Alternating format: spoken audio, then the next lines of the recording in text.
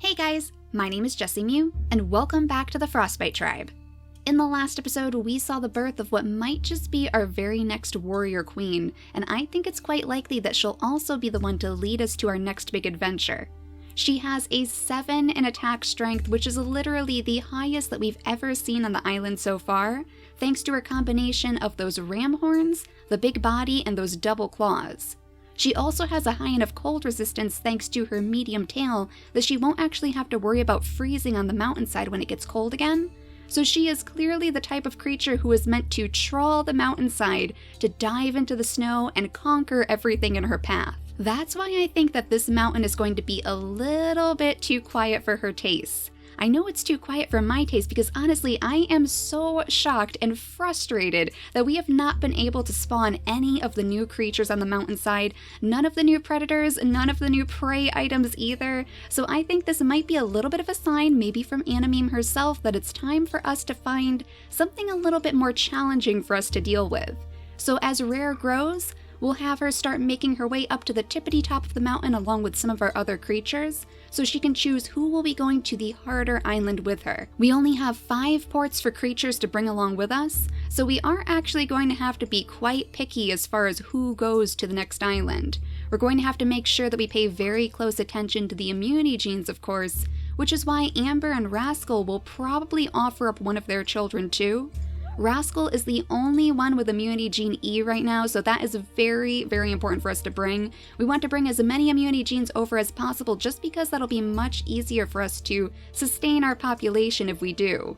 We also have Vankyr's followers over here too, and Vancory is trying very, very hard to make sure that her babies are strong enough to catch the attention of the rest of our tribe. Otherwise, there is no way that Rare is going to let one of Vankyr's followers with them because most likely they are going to end up with those nimble fingers, and that's not going to be much of a help because we won't have any berry bushes to pick from. Even the trees with all of our acorns are most likely going to be gone, so the ones with the cracking ability are going to have to rely primarily on the shells. That's why it would be really nice if we could maybe weasel that digging trunk into our harvesting line somehow, because I am pretty sure that we'll still have roots to dig up on the mountainside.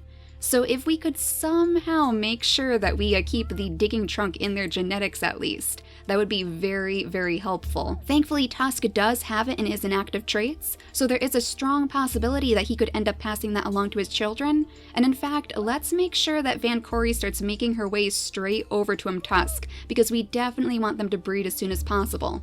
Let's have him pick up one of his acorns too, since we do need the extra food. And then we'll have him scoot over here and he can use his turn to hopefully breed with Vancory.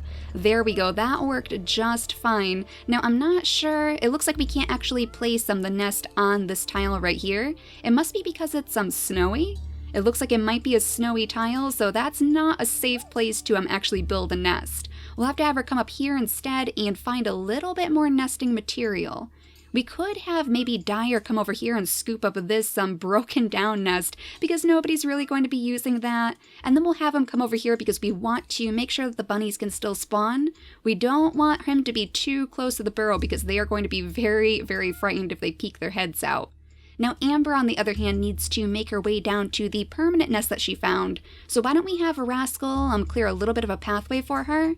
She could come way down here. Looks like we may have had a mole down here too, but I guess it slithered away. And then Rascal can come over here and hopefully light the rest of the way all the way over to this nest. Excellent, there we go. So she's sitting in the nest now, and we can bring Vancory over here with her nest. So we have 2 babies being born on this turn so far. I think we'll wait till the next turn to have another baby over here, since of course, little Rare can't move out of the nest just yet.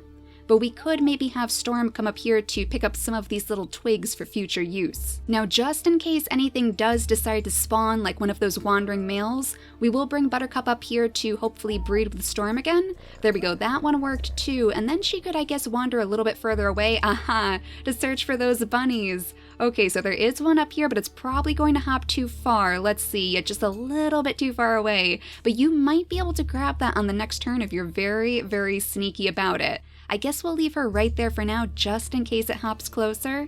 We actually have quite a few of these bunnies over here and quite a few of the roots too. That's interesting. I was actually thinking about bringing Sol and Luna, Sister Moon and Brother Sun over to the abandoned tree to see if they could use their big cracker jaws to gather up some more acorns. And that would be a pretty good location for Sol since he does have the digging paw, so he could go along on the pathway and pick up all of the roots along the way. Let's have him scoot way over here and sniff around for a moment. Yeah, we do have another root right here, and of course the giant path of roots that leads straight over to the trees. So once again, we have a creature who's kind of sort of following his nose. He doesn't have the digging trunk, but I'm sure he can still smell those very, very tasty roots. Now Belladonna is not quite old enough to start her own family yet, so what we'll do is we'll have her work with her mother to hopefully take care of some of these crabbits, because this will at least give us that extra bit of food if we can actually get rid of one. There we go. We managed to gather up one of the crabbits. Sairi is going to be able to pick up a bunch of the shells in the water too, and then we'll probably settle her right by the tree as well, just for the extra acorns, since they do give us quite a bit of food in one swipe. Now you, little goldenrod, you need to pick up your bunny meat, and then she was making her way over to where her sister is, and it might be a good idea for her to maybe settle down on the stump just to keep this area all lit up and open so her sister can rest safely next to her babies. Now, did the bird actually leave our skies? I believe it may have, so that's a good sign. That means that we don't have to worry too much about where all of the babies are. But we have little bear over here who grew his second gem. Oh my goodness. We definitely want him to take on the blue, green, and blue gems just like his mother. His mother was Meme, so Tundra is not technically his mother, but she is taking very, very good care of him because Meme passed away after she gave birth. Aster, on the other hand, is just taking up his father's role by making sure that all of these acorns are collected, and I think we might actually want to move him down here because he might be able to gather up more food that way. Likewise, we could have Bear maybe scoot around the other side of this crabbit and he'll be able to help him too. Oh my goodness, again, all of these shells in the water. This would be an excellent place for our nimble-fingered creatures too. Oh no, we have a leech over here. Oh no, hopefully it's not going to get Bear. We might actually want Tundra to come down here just in case. She'll sit right here and help him out with the crabbit situation and keep a very, very close eye on that pesky leech. So far it doesn't look like it's noticed Bear, so we might be okay. But now all we have up here is Saber to worry about, and it looks like he needs to maybe reposition himself on top of one of his little stumps. There we go. Does he have anything to dig up over here? It doesn't look like it. He actually has a very, very poor sense of smell too, because all he has is the poison fangs that only gives him a 1 in smelling, so he might actually have a little bit of trouble just finding his roots to dig up with the digging paw. But for now, I think that's all the moves that we can really make. We'll leave him up there just to light up the way a little bit more for us, just in case anything comes slithering out of the darkness. Now that I have tested it by telling the game that I am very frustrated with the lack of spawning creatures, I'm sure Anameme is going to throw something crazy in our direction. So skitter on up here, Buttercup, so you're a little bit closer to the bunnies, and then we'll zoom out and skip the day. Oh, wait a second, we do need to change our mutation menu too. I almost forgot about that. Oh my goodness. Okay, so what do we have in here so far? We have the medium tail and the ram horns. The ram horns are definitely good because we do want Van Corey's baby to at least inherit the ram horns from Tusk. That would be ideal because that's a very good way for her to ensure that our creatures would find them strong enough to potentially go to the next island. Now we're in a bit of a pinch because these creatures don't have the normal tail, so that would be a good thing to place in the mutation menu. But then we have Amber over here who does have the normal tail, or the medium tail rather, so we wouldn't have to worry about it for their babies, but she doesn't have the big body. So either we give them the big body in the mutation menu to favor their babies, or we give them the fluffy tail to favor Van Corey's babies instead. How should we do this? I mean, I guess we might as well just leave the fluffy tail in there because that is quite important for us to bring into our tribe.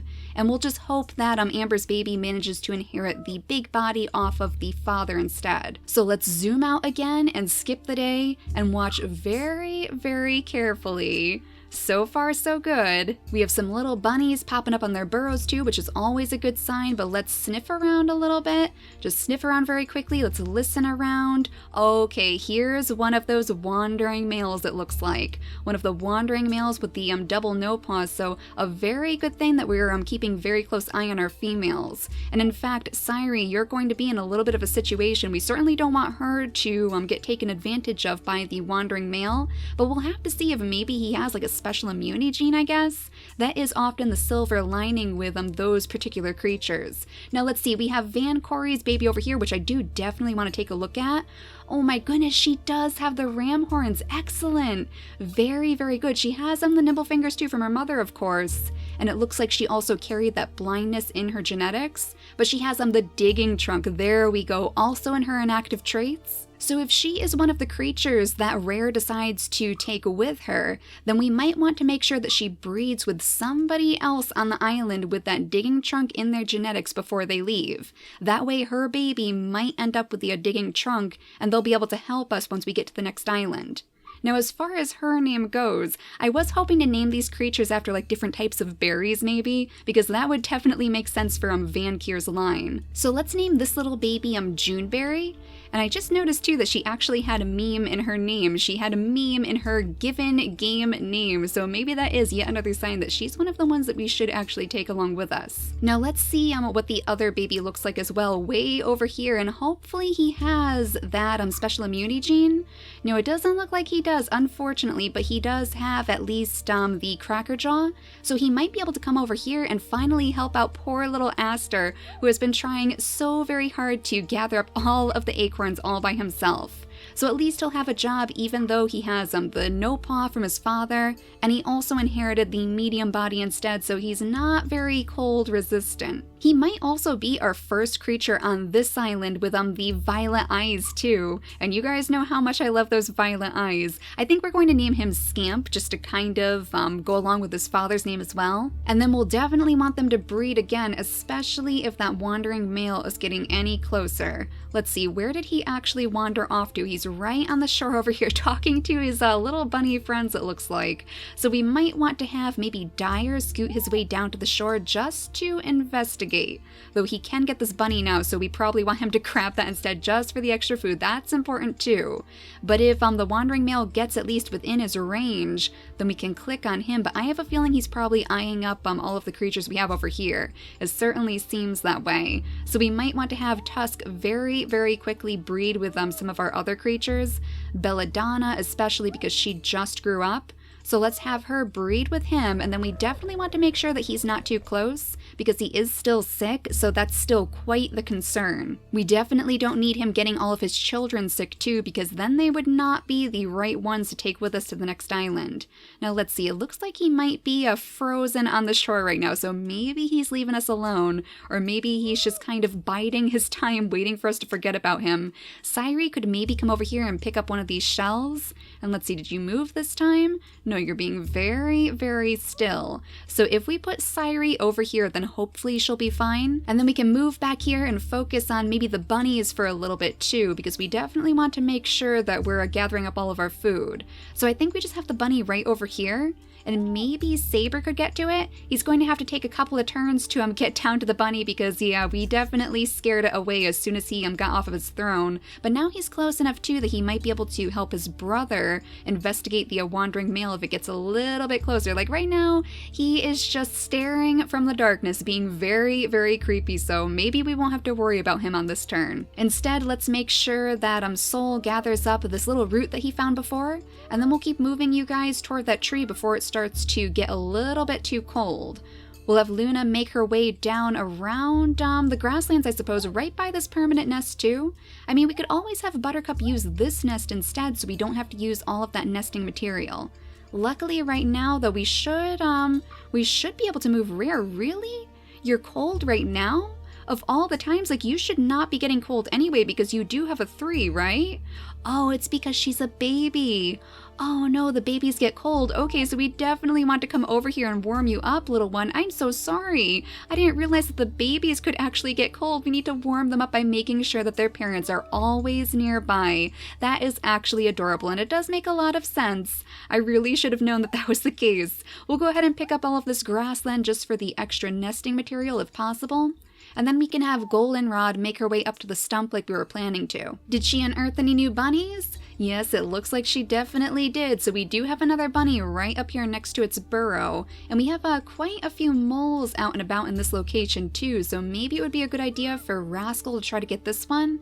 I think it's the perfect timing as well. Let's see, if he jumps in here, swipes at the mole, then he should be able to gather up the meat too, just for that little bit of extra food for us. And then we can have you guys go back to slapping this crabbit. There we go. That wasn't too hard. Just one more hit on that guy. Yeah, we definitely need some more creatures to come down here and pick up all of these shells, if nothing else. So Scamp is going to have a lot of work ahead of him. Now, since the crabbits have moved on, it might be a good idea to bring Tundra and Bear a little bit further up the mountain, because of course they would be much more suited to possibly gathering up some of those rabbits and whatnot, or even battling the predators if we do happen to find any bears or foxes on the mountain. So scoot on up here, and then I think we are just about ready to skip the day. We just have Tusk back here with his few extra turns, and of course Belladonna and Vancory, but this guy has not moved at all. He is still just sitting there, so I mean, I guess we could scoot Vancory right over here to pick up some of these acorns. We could have Tusk use his last turn to pick up some berries. We could have Belladonna scoot up here so she'll be able to pick up some twigs on the next turn, and then we just have a little bit of grass to move too. So there we go. I think we're done, and you're still right there. So on the next turn, we'll have Dyer actually investigate the situation to see what on earth this guy wants. But otherwise, let's zoom out one more time and skip the day and see if anything else is going to spawn back here. Oh no! Oh no, we have a carnivore back here. Anameme, are you testing our brand new baby? Are you making sure that she is actually ready to take over the tribe? I think that is definitely the case. So let's sniff around again just to make sure that there's nothing else we have to worry about.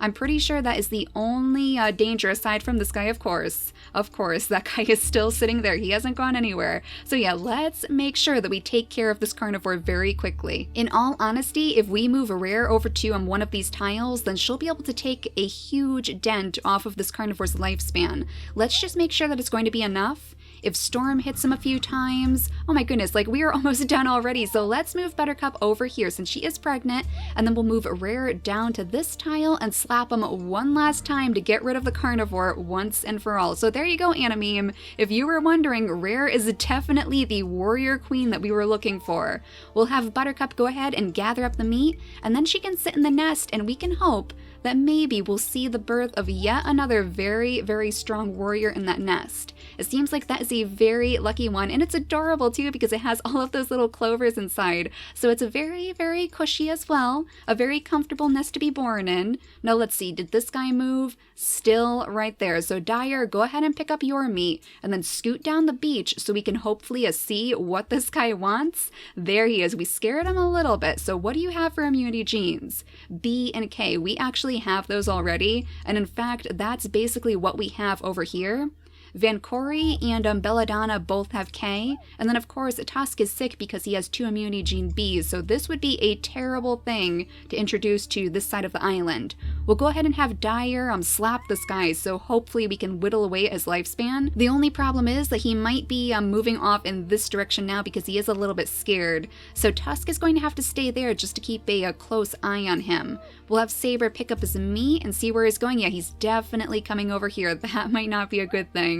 Belladonna could pick up some of these twigs again, and then jump over here to keep the baby warm. And then we definitely want to make sure that Vancory breeds with Tusk again before this guy gets over to this location. It is a bit of an awkward location though, so maybe we could build a wall around them. If we bring Saber all the way down here, then he should be able to protect them from this side. And of course Tusk is going to stay right here next to this berry bush. As long as we know exactly where he is and he seems to be stuck right in this darkness again, then maybe we won't have to worry too much. Now we should have more food to gather back here, so let's have Soul make sure that he's picking up all of his roots, of course. He was sniffing for those roots. So they're right behind the tree, right where our other family is actually. So let's have Soul kind of scoot around in the darkness. I think if he settles down next to one of these tiles, maybe right here, then he should be able to dig up a couple of them.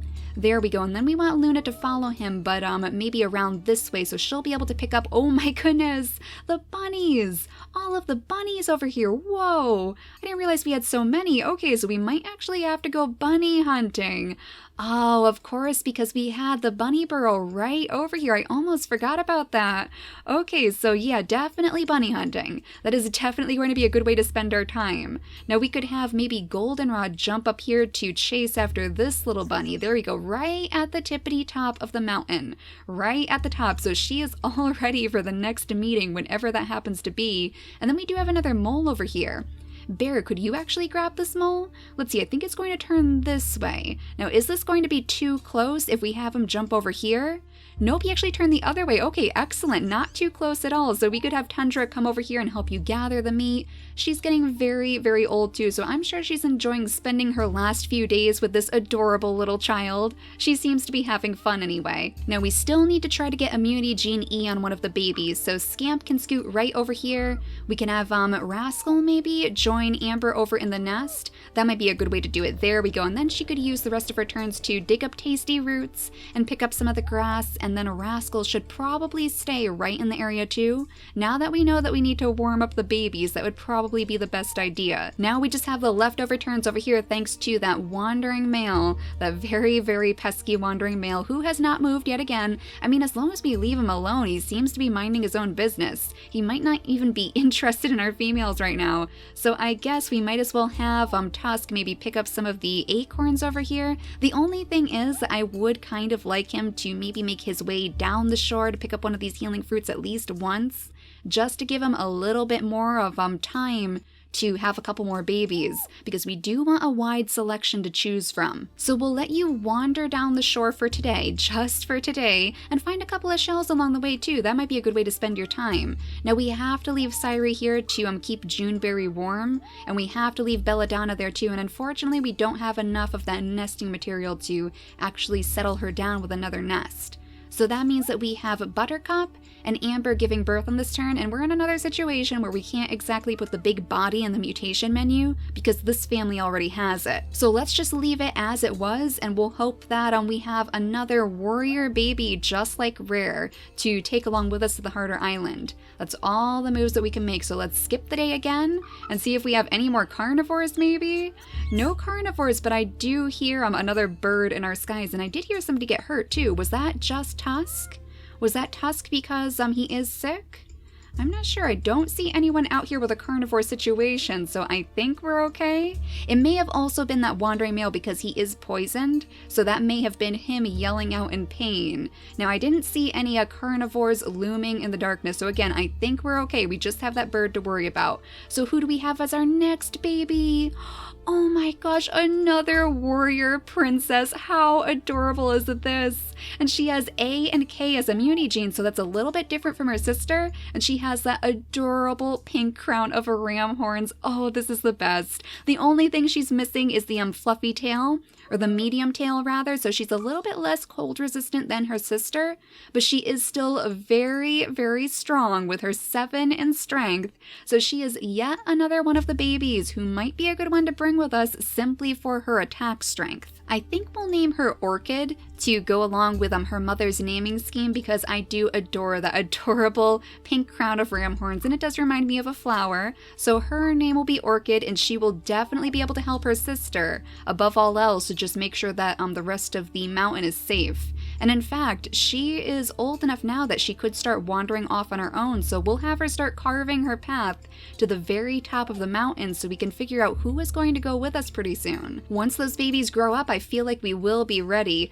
though we need to make sure that we have immunity gene E. Let's see. Nope, not yet. Still not immunity gene E, but this baby does have the digging trunk in their genetics and that crippled paw. Like, I am a little bit worried that once we do get immunity gene E, we probably will end up with a baby with the crippled paw, but that should be easy enough to breed out as long as we pay attention to the mutation menu. Now it looks like Aster might finally have his help after all, because Scamp is just old enough to toddle his way down the shore and make it all the way over to this tree, so he should be able to at the very least scoop up all of those shells in the water while Aster pays attention to all of the acorns that we have right underneath his typical tree, and that means that we will have plenty of food to take with us too, which is a very, very good thing. We want to make sure we have enough just in case anything goes wrong and we can't find any food on the harder mountain. But so far so good. I mean, we do have this lovely baby too, Juneberry, who I think most likely, because she looks very, very strong, will be one of the creatures that they end up sending to the top of the mountain to get judged by Rare.